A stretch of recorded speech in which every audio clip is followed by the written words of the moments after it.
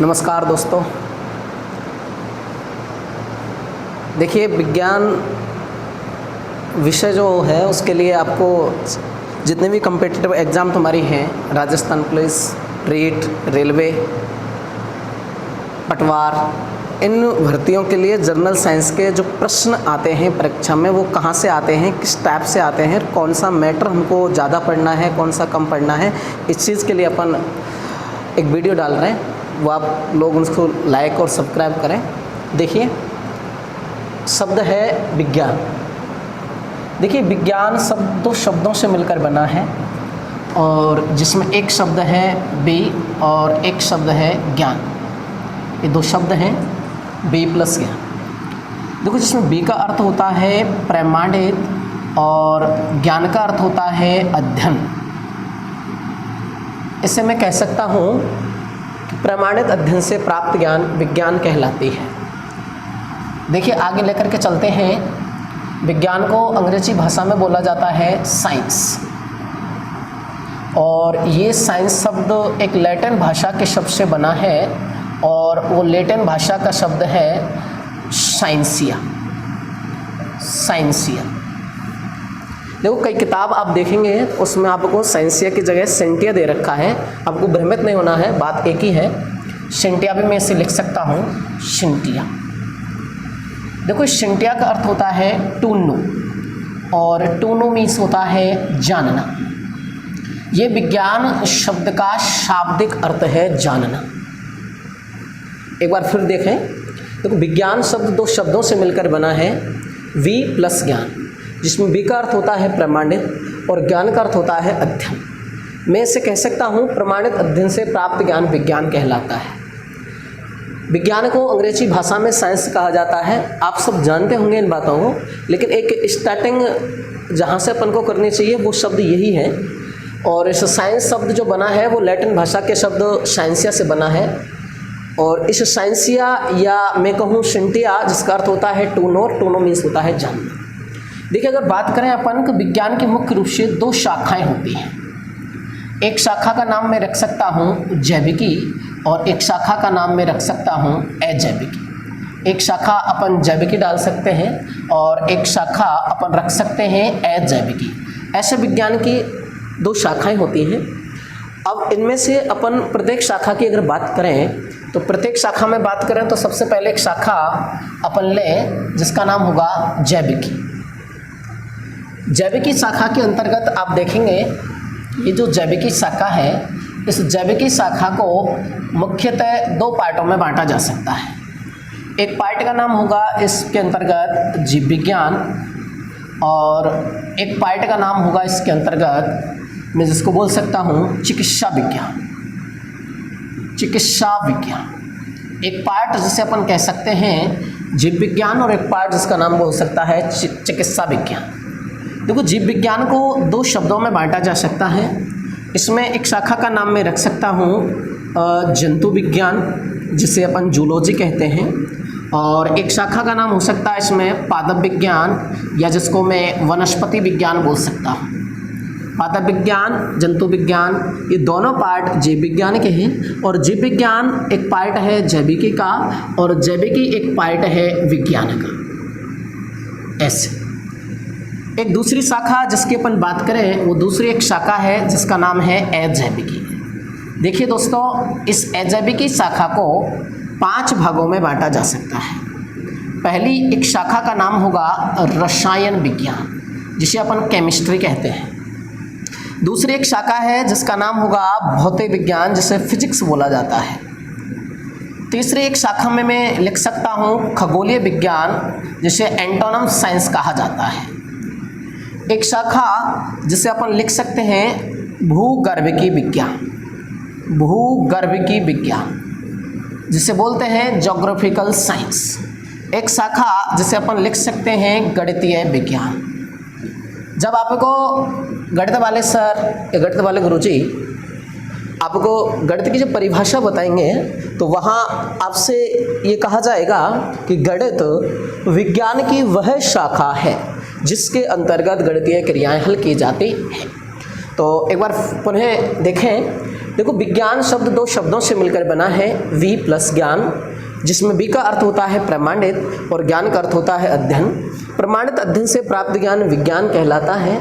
या मैं एक दूसरी परिभाषा की तरफ आपको लेकर के चलूँ तो इसको आपको ऐसे भी लिखा जा सकता है कि प्रकृति में प्रयोगों द्वारा प्रमाणित अध्ययन से प्राप्त सुव्यवस्थित ज्ञान विज्ञान कहलाता है। देखिए ये बहुत छोटी छोटी बातें हैं जो आपको एक थोड़े से सरल से तरीक़े से देखनी है। चलिए अगली बात करते हैं। विज्ञान की दो शाखाएं, जिसमें एक शाखा का नाम जैविकी और दूसरी शाखा का नाम अजैविकी। इसमें सजीवों का अध्ययन होता है, इसमें निर्जीवों का अध्ययन होता है। जैविकी के दो पार्ट हैं, जीव विज्ञान, चिकित्सा विज्ञान। जीव विज्ञान को मैंने दो पार्ट में बांटा है, जंतु विज्ञान, पादप विज्ञान। अजैविकी के 5 पार्ट हैं, 5 पार्टों में मैंने बांट करके आपको सिखाया है, रसायन विज्ञान, भौतिक विज्ञान, खगोलीय, भूगर्भीय और गणितीय। चलिए अगली बात करते हैं। यहाँ अपन एक चैप्टर की तरफ चलते हैं, एक शाखा की तरफ चलते हैं, और वो एक शाखा जिसे अपन बोलते हैं जीव विज्ञान। और जीव विज्ञान को अंग्रेजी भाषा में कहा जाता है बायोलॉजी। बायोलॉजी, जीव विज्ञान। देखिए दोस्तों, ये बायोलॉजी शब्द दो शब्दों से मिलकर बना है, और दो शब्द कौन से हैं? ये दोनों ही शब्द मैं कह सकता हूँ ग्रीक भाषा के हैं, और दो शब्द हैं जिसमें एक शब्द है जिसको मैं लिख सकता हूँ बायोस, और एक दूसरा शब्द जिसे मैं लिख सकता हूँ लोगस। कहा जा सकता है कि बायोस का अर्थ होता है जीवों का, और लोगस मतलब अध्ययन।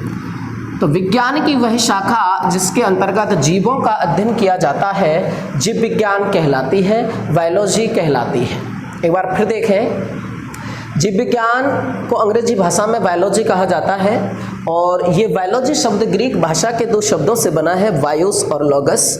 बायोस का अर्थ होता है जीवों का, और लोगस मीन्स होता है अध्ययन। तो जीवों का अध्ययन कहलाता है बायोलॉजी, जीव विज्ञान। देखिए जीव विज्ञान का जो जनकदाता है, जीव विज्ञान के जनकदाता की अगर अपन बात करें, जनकदाता बोले तो फादर ऑफ बायोलॉजी। तो फादर ऑफ बायोलॉजी की अपन बात करें तो फादर ऑफ बायोलॉजी कहा जाता है जीव विज्ञान का अरिस्टो। जीव विज्ञान का जनकदाता कहा जाता है अरिस्टो। देखिए जीव विज्ञान शब्द के बारे में अगर अपन देखें तो जीव विज्ञान शब्द दिया गया था, और जीव विज्ञान शब्द दिया गया था लेमार्क, और इसके साथ एक और जिसका नाम है ट्रेविरेनस। लेमार्क और ट्रेविरेनस के द्वारा जीव विज्ञान शब्द दिया गया था। जीव विज्ञान का जनकदाता अरिस्टो, जीव विज्ञान शब्द प्रतिपादित करने वाले वैज्ञानिक लेमार्क और ट्रेविरेनस। चलिए अगली बात करते हैं। जीव विज्ञान में एक चैप्टर की अपन बात करें, और एक चैप्टर अपन थोड़ा सरल सा चैप्टर लेते हैं, जो क्योंकि स्टार्टिंग वीडियो है, आप धीरे धीरे जैसे इनको आप देखना स्टार्ट कर देंगे, लिमिट बढ़ाते चलेंगे, चैप्टर बढ़ते चलेंगे, कोर्स होता जाएगा और आपको पूरी हेल्प मिलेगी। देखिए जीव विज्ञान का एक पार्ट अपन लेते हैं, एक पॉइंट लेते हैं जिसका नाम है उत्सर्जन तंत्र। उत्सर्जन तंत्र, और उत्सर्जन तंत्र बोले तो इसको कहा जाता है एक्सरेटरी सिस्टम। एक्सरेटरी सिस्टम, उत्सर्जन तंत्र। देखिए उत्सर्जन तंत्र शरीर का एक तंत्र है। एक मिनट आप देखिए, अगर मैं यूँ कहूँ कि हमारे शरीर का सबसे छोटा अगर कोई पार्ट है तो हमारे शरीर की सबसे छोटी जो चीज़ है वो है कोशिका, सेल जिसको कहते हैं, और कोशिकाओं का समूह कहलाता है ऊतक, टिश्यू, और ऊतकों का समूह बनाता है अंग, और अंग मिलकर के बनाते हैं तंत्र, और तंत्रों का समूह कहलाता है शरीर। मेरे कहने का तात्पर्य यह है, मेरे कहने का मतलब यह है कि हमारे शरीर के अंतर्गत कई सारे तंत्र हैं, और उन तंत्रों में कई सारे अंग हैं, और उन अंगों में कई सारे ऊतक हैं, और ऊतकों में कई सारी कोशिकाएं हैं। यहाँ से अगर अपन परीक्षा के प्रश्न की बात करें तो जर्नल सी एग्जामों में जो साधारण सी परीक्षाएं हैं, छोटे लेवल की जो परीक्षाएं हैं, उनमें ये प्रश्न आता है कि मानव शरीर की संरचनात्मक एवं क्रियात्मक इकाई है, उसका नाम होगा कोशिका। मानव शरीर की संरचनात्मक और क्रियात्मक इकाई है कोशिका। आपको ऑप्शन देगा, ए ऑप्शन पर लिख देगा कोशिका, बी ऑप्शन पर दे देगा ऊतक, सी ऑप्शन पर रख देगा तंत्र और डी ऑप्शन पर दे देगा शरीर। कह देगा मानव शरीर की सबसे छोटी इकाई है कोशिका। चलिए आगे बात करते हैं। तो ये बात आपके अच्छे से समझ में आ गई होगी। कौन सी बात? कि शरीर की सबसे छोटी इकाई है तो कोशिका, और कोशिकाओं का समूह कहलाता है ऊतक, और ऊतकों का समूह कहलाता है अंग, और अंगों का समूह कहलाता है तंत्र, और तंत्रों का समूह कहलाता है शरीर। आगे बात करते हैं अपन उत्सर्जन तंत्र की। देखिए उत्सर्जन तंत्र होता क्या है, मैं सीधी सी परिभाषा यहाँ आपको लिख सकता हूँ। उत्सर्जन का मतलब होता है त्यागना, और त्यागता कौन है? अपशिष्ट पदार्थ त्यागे जाते हैं। देखिए मैं लिख सकता हूँ मानव शरीर के ऐसे अंग, मानव शरीर के ऐसे अंग जो अपशिष्ट पदार्थों को, मानव शरीर के ऐसे अंग जो अपशिष्ट पदार्थों को शरीर से बाहर निकालने का कार्य करते हैं, शरीर से बाहर निकालने का कार्य करते हैं। मानव शरीर के ऐसे अंग जो अपशिष्ट पदार्थों को, हानिकारक पदार्थों को शरीर से त्यागने का काम करते हैं, उत्सर्जन कहलाता है। और इन उत्सर्जी जो अंग हैं, उत्सर्जी जो अंग हैं, इन उत्सर्जी अंगों का जो समूह कहलाता है उसे उत्सर्जन तंत्र कहा जाता है। एक बार पुनः देखें, मानव शरीर के ऐसे अंग जो अपशिष्ट पदार्थों को शरीर से बाहर निकालने का कार्य करते हैं उत्सर्जी अंग कहलाते हैं, और उत्सर्जी अंगों का समूह उत्सर्जन तंत्र कहलाता है। अब बात करते हैं उत्सर्जन तंत्र के अध्ययन का विज्ञान। तो उत्सर्जन तंत्र के अध्ययन का विज्ञान कहलाता है, और उत्सर्जन तंत्र के अध्ययन के विज्ञान को अपन बोलते हैं यूरोलॉजी। उत्सर्जन तंत्र के अध्ययन का विज्ञान कहलाता है यूरोलॉजी। मतलब यूरोलॉजी के अंतर्गत अपन देखें, अगर पढ़ें तो केवल और केवल उत्सर्जन के बारे में व्याख्यात्मक वर्णन दे रखा है, जहाँ मानव शरीर के अंदर जितने भी उत्सर्जी अंग हैं उनका विस्तार से वर्णन दे रखा है। तो हमसे तो परीक्षा में ये बात पूछी जाती है अक्सर कि उत्सर्जन तंत्र के अध्ययन का विज्ञान कहलाता है यूरोलॉजी। फिर अपन बात करें, परीक्षा में प्रश्न आजकल कहाँ से बनते हैं? परिभाषा प्रश्न में देता है और पूछता है, इसे कहा जाता है मानव शरीर के ऐसे अंग जो अपशिष्ट पदार्थों को शरीर से बाहर निकालने का कार्य करते हैं उन्हें कहा जाता है, या वो मिलकर बनाते हैं श्वसन तंत्र, उत्सर्जन तंत्र, पाचन तंत्र, कंकाल तंत्र। तो ऐसे आपको ऑप्शन देगा। तो डेफिनेशन आपके समझ में आ गई होगी। मानव शरीर के ऐसे अंग जो अपशिष्ट, बेकार, हानिकारक पदार्थों को शरीर से त्यागने का कार्य करते हैं उन अंगों को उत्सर्जी अंग कहते हैं, और उत्सर्जी अंगों का समूह उत्सर्जन तंत्र कहलाता है। उत्सर्जन तंत्र के अध्ययन का विज्ञान कहलाता है यूरोलॉजी। अब अपन देखें कि मानव शरीर के अंतर्गत कई सारे ऐसे अंग हैं जो हानिकारक पदार्थों को बाहर त्यागने का काम करते हैं। तो बात करते हैं वो कौन से अंग हैं। जैसे अपन बात करते हैं, एक तो उत्सर्जी अंगों में पहले अपन लेकर चलते हैं, जैसे एक तो है विरक। विरक ये उत्सर्जन का काम करता है शरीर के अंदर, और ये किसका उत्सर्जन करता है? कहते हैं मूत्र का उत्सर्जन। मूत्र का उत्सर्जन, ये मूत्र का उत्सर्जन करते हैं। दूसरे अंग की अगर अपन बात करें तो दूसरे अंग का नाम है फेफड़े। फेफड़े क्या करते हैं? CO2 gas, carbon dioxide gas का उत्सर्जन करते हैं, कार्बन डाइऑक्साइड गैस को बाहर निकालते हैं। तीसरा अपन लेकर चले तो एक अंग हो सकता है त्वचा, और त्वचा उत्सर्जन करती है दोस्तों पसीने, ये पसीना का उत्सर्जन करती है। चलिए अगली बात करते हैं, एक अंग अपन लेके चले तो अपन कह सकते हैं यकृत, जिसे बोलते हैं लीवर। यकृत जो है वो यूरिया का उत्सर्जन करता है, यूरिया, ये यूरिया का उत्सर्जन करता है। चलिए अगली बात करते हैं, अपन लिख सकते हैं आंत। और ये आंत जो है ये मल का उत्सर्जन करती है, मल का उत्सर्जन करती है। ये मुख्यतः शरीर के अंदर उत्सर्जी अंग हैं और इन उत्सर्जी अंगों का समूह कहलाता है उत्सर्जन तंत्र। एक बार पुनः देखें, मानव शरीर के ऐसे अंग जो अवशिष्ट पदार्थों को शरीर से बाहर निकालते हैं उन्हें उत्सर्जी अंग कहा जाता है और इन उत्सर्जी अंगों का समूह उत्सर्जन तंत्र बनाते हैं और इस उत्सर्जन तंत्र के अंतर्गत जो उत्सर्जन का काम करते हैं, मानव शरीर के अंतर्गत जो उत्सर्जन का काम करते हैं, अपशिष्ट पदार्थों को बाहर निकालते हैं, उन अंगों में है जैसे वृक्क है, फेफड़े हैं, त्वचा है, यकृत है और आंत है। ये अपशिष्ट पदार्थों को शरीर से बाहर निकालने का काम करते हैं। तो अपन देखें, वृक्क मूत्र का उत्सर्जन करते हैं, फेफड़े CO2 गैस का उत्सर्जन करते हैं, त्वचा पसीने का उत्सर्जन करती है, यकृत यूरिया का उत्सर्जन करता है और आंत मल का उत्सर्जन करती है। देखिए ये सभी हानिकारक पदार्थ हैं और इन सभी हानिकारक पदार्थों का उत्सर्जन ये उत्सर्जी अंग करते हैं। अब यहाँ से अपन परीक्षा के प्रश्नों की साधारण सी बात करें। साधारण सी बात करें तो अपन को एक प्रश्न परीक्षा में अक्सर पूछ ले जाता है, चाहे आप उसे रीजनिंग के दृष्टिकोण से देख लीजिए, चाहे आप उसे विज्ञान के दृष्टिकोण से देख लीजिए, चाहे किसी भी दृष्टिकोण से देखिए, अपन का मतलब परीक्षा से होना चाहिए, अपन का मतलब एग्जाम से होना चाहिए। देखिए प्रश्न कैसे पूछता है, निम्न में से भिन्न को छांटिए, निम्न में से भिन्न को छांटिए, या कह सकता है बेमेल शब्द को चुनिए, या कह सकता है अलग को पहचानिए। कोई सी भी भाषा आपसे परीक्षा में प्रयोग में ले सकता है। तो वहां आपको क्या देगा, एक ऑप्शन पर दे देगा वृक्क, एक ऑप्शन पर दे देगा फेफड़े, एक ऑप्शन पर दे देगा त्वचा और एक अंतिम ऑप्शन जो देगा, और वो अंतिम ऑप्शन देगा आपसे कह सकता है कान। ये ए ऑप्शन पर वृक्क हो गया, बी ऑप्शन पर फेफड़े, सी ऑप्शन पर त्वचा और डी ऑप्शन पर आपको कह देगा कान।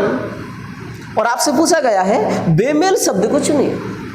अब यहाँ हमारा जो दिमाग है, परीक्षा के अंतर्गत परीक्षार्थी जो दिमाग यूज में लेते हैं वो कौन सा लेते हैं, सोचते हैं यार वृक्क, अगर थोड़ी बहुत भी तैयारी की होगी, थोड़ी बहुत भी यदि कॉम्पिटिटिव परीक्षा की तैयारी की है तो इतना तो जरूर सोच लेगा यार शरीर के अंदर होते हैं, ये भी शरीर के अंदर है, त्वचा है ये शरीर के बाहर है और जो कान है ये भी शरीर के बाहर है। अब दो संशयात्मक बात उसके अंतर्गत चल रही है कि दो शरीर के अंदर है और दो ही शरीर के बाहर है। अब उसको उत्तर बैठाना है, उत्तर किस तरीके से देगा वो। वृक्कों की संख्या अगर लेके चलें तो वृक्कों की संख्या 2 है, फेफड़ों की संख्या लेकर चलें तो फेफड़ों की संख्या भी 2 है, कान की संख्या लेकर चलें तो कान की भी संख्या 2 है। अब उत्तर लगाएगा वो अपने दृष्टिकोण से त्वचा, त्वचा को उत्तर लगाएगा, त्वचा को उत्तर लगाएगा, घर आकर के मिलाएगा, किसी से पूछेगा, कोई बताएगा कि भाई इसका उत्तर कान है, आकर के देखेगा और उस कान वाले को जिसने कान की कहा है उसको कह देगा तेरा गलत है मेरा सही है, क्योंकि मैं करके आया हूं तुम मुझसे ज्यादा नहीं जान, ये बात बोलेगा भी उससे। तो इसका उत्तर अगर देखें तो उत्तर इसका कान ही होगा, ना कि त्वचा, क्योंकि ये तीनों उत्सर्जी अंग हैं। कान उत्सर्जन का काम नहीं करते हैं, उत्सर्जन यानी अपशिष्ट पदार्थ को मुख्यतः बाहर नहीं निकालते हैं। चलिए आगे बात कर रहे हैं। तो आपने देखा ये उत्सर्जी अंग है। इनमें अगर अपन थोड़ी सी बात और करें, यहाँ अपन एक चीज सीख सकते हैं कि मानव शरीर का सबसे बड़ा अंग है, तो मानव शरीर का सबसे बड़ा अंग है त्वचा। और त्वचा की बात अपन ज्ञानेंद्रियों में कर लेंगे, ज्ञानेंद्रिय पढ़ेंगे अपन। मानव शरीर के अंतर्गत ज्ञानेंद्रियों की संख्या 5 है, आँख, कान, नाक, त्वचा और जीभ, ये ज्ञानेंद्रियां हैं। जब ज्ञानेंद्रिय अपन पढ़ेंगे तब इनको देखेंगे, त्वचा के बारे में डीपली जानकारी लेंगे। मैं यहाँ आपको इतना बता सकता हूँ कि मानव शरीर का सबसे बड़ा अंग त्वचा है, जिसे स्किन कहा जाता है। पहली बात। अगर बात करें कि शरीर का सबसे बड़ा आंतरिक अंग है, तो आंतरिक अंगों में आएगा यकृत, लीवर, जिसका वजन लगभग 1.5 किलोग्राम होता है, 1.5 किलोग्राम। शरीर का सबसे बड़ा अंग त्वचा और शरीर का सबसे बड़ा आंतरिक अंग लीवर, यकृत, जिसको जिगर बोला जाता है, कलेजा, यही है वो कलेजा जिसे आप कहते हैं मेरा जिगर का टुकड़ा, यही है वो। जिगर, लीवर, कलेजा इसी के नाम है, यकृत के। सबसे बड़ी ग्रंथि मानव शरीर की कही जाती है, सबसे बड़ी ग्रंथि। चाहे प्रश्न ऐसे आए कि मानव शरीर की सबसे बड़ी ग्रंथि है तो उत्तर यकृत होगा। अगर प्रश्न आए कि मानव शरीर की सबसे बड़ी बाह्य स्रावी ग्रंथि है तो उत्तर यकृत होगा। अगर प्रश्न आए शरीर का सबसे बड़ा आंतरिक अंग है तो यकृत होगा। अगर प्रश्न आए कि यूरिया का उत्सर्जन करता है तो यकृत। पूछा जाए कि मानव शरीर का मुख्यतः उत्सर्जी पदार्थ निम्न में से है, और 5 चीज देगा आपको। मानव शरीर का मुख्यतः उत्सर्जी पदार्थ है यूरिया, अमोनिया, CO2, इनमें से कोई नहीं, ऐसे ऑप्शन बना देगा। चलिए आगे बात करते हैं। देखिए दोस्तों, इस उत्सर्जन तंत्र के अंतर्गत अपन डायग्राम की यदि बात करें, उत्सर्जन तंत्र के यदि डायग्राम की बात करें तो इस उत्सर्जन तंत्र का जो डायग्राम होता है कुछ इस प्रकार से है। उत्सर्जन तंत्र के यदि डायग्राम की अपन बात करें तो उत्सर्जन तंत्र का डायग्राम कुछ इस तरीके से है। यहां मैं एक उत्सर्जन तंत्र का डायग्राम बना रहा हूं। ये उत्सर्जन तंत्र का एक सामान्य सा डायग्राम है अपन के समझने के दृष्टिकोण से। देखिए यहां आपको ये जो नली का आकार की जो नली दिख रही हैं इन्हें कहा जाता है मूत्र वाहिनी। ये मूत्र वाहिनियां हैं, ये दोनों आपस में इस तरीके से जुड़े हुए होते हैं, इस तरीके से।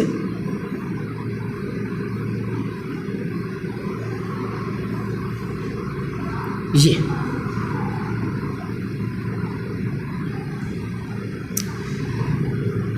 देखिए ये जो पार्ट अपन का कहलाता है इसे बोलते हैं महाधमनी।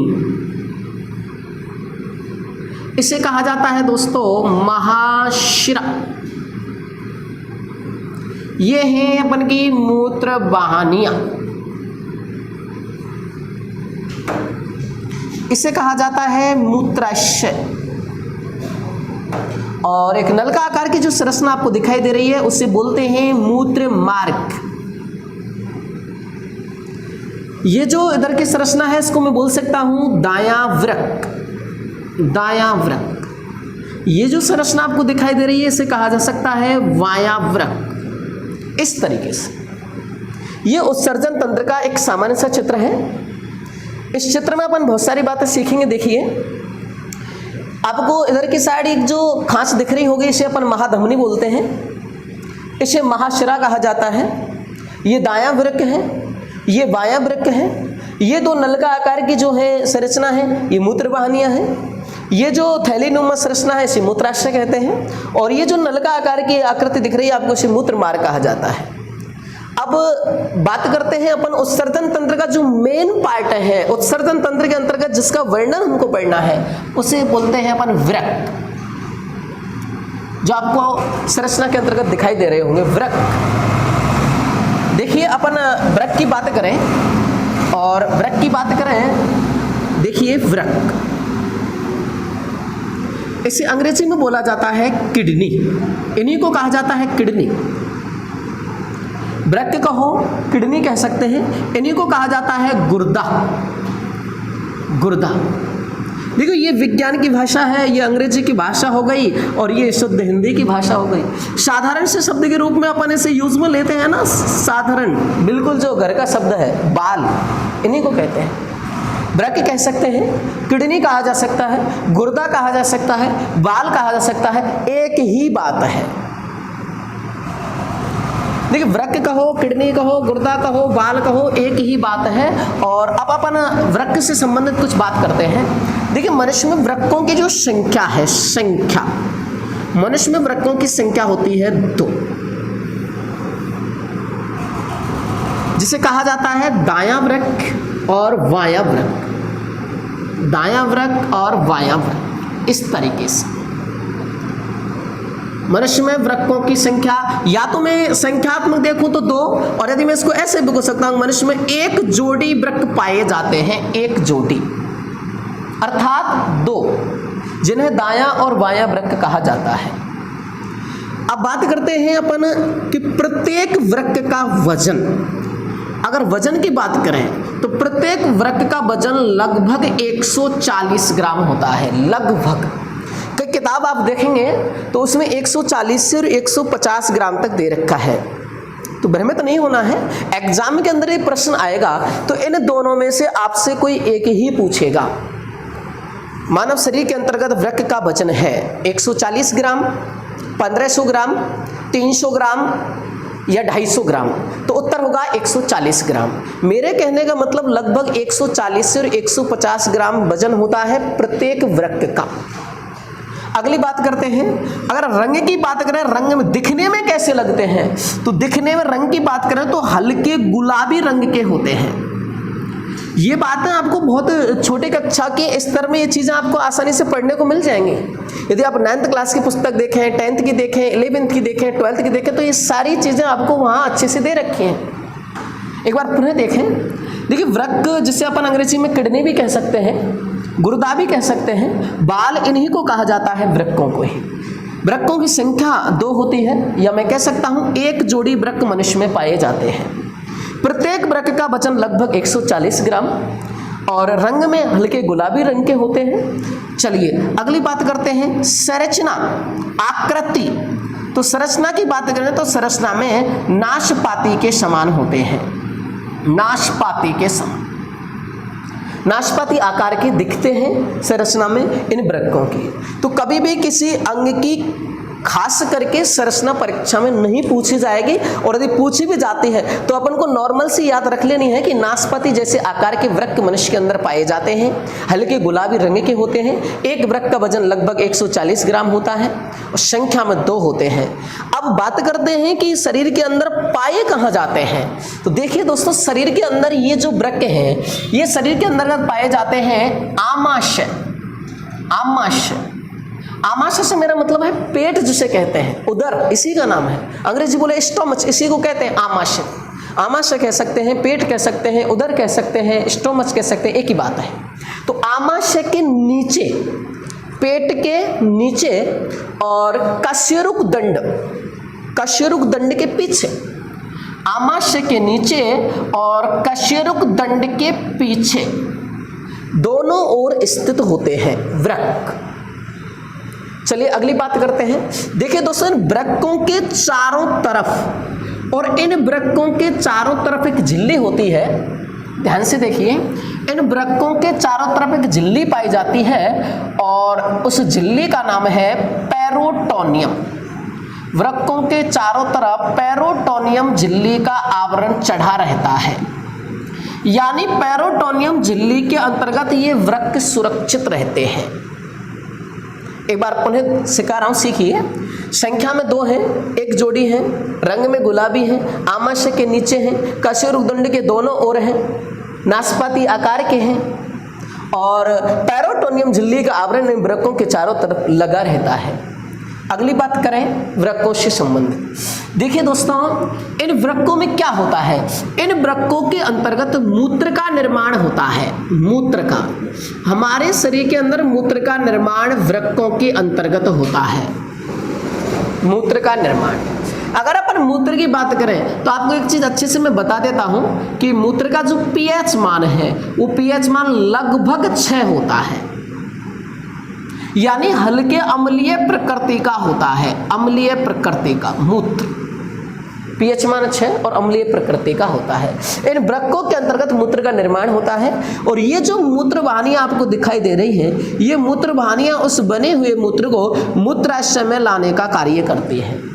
तो मेरे कहने का मतलब, इस मूत्राशय के अंतर्गत मूत्र एकत्रित रहता है। थैलीनुमा संरचना में मूत्राशय के अंतर्गत एकत्रित रहता है।